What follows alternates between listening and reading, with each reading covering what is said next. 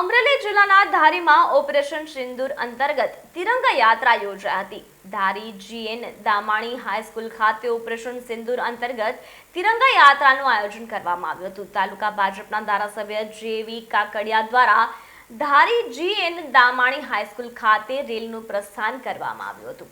શહેરમાં આ યાત્રા પસાર થતા ઠેર ઠેર પુષ્પ વર્ષા થઈ હતી। તે ઉપરાંત દેશભક્તિના ગીતો પણ વગાડવામાં આવ્યા હતા, જેમાં ધારાસભ્ય જેવી કાકડિયા, અમરેલી જિલ્લા ભાજપ પ્રમુખ અતુલ કાનાણી, મૃગેશભાઈ કોટડિયા સહિતના વિવિધ આગેવાનો ઉપસ્થિત રહ્યા હતા।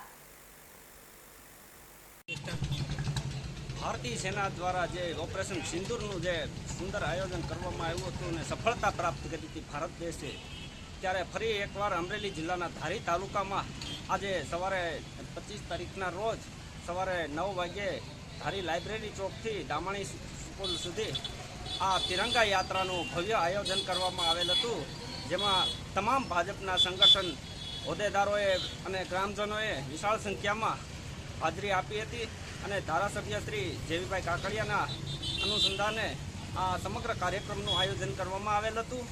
આ કાર્યક્રમમાં આજે ઘણી એવી લોકોમાં જાગૃતતા અને જોવા મળી હતી કે જે ભારત દેશમાં ઓપરેશન સિંદૂર જે આયોજન કરવામાં આવેલ હતું ને જે સફળતા મળી, એમાં જોમ અને જુસ્સો ભારત દેશના દરેક નાગરિકમાં આજે પૂરો પાડવામાં આવેલ હતો।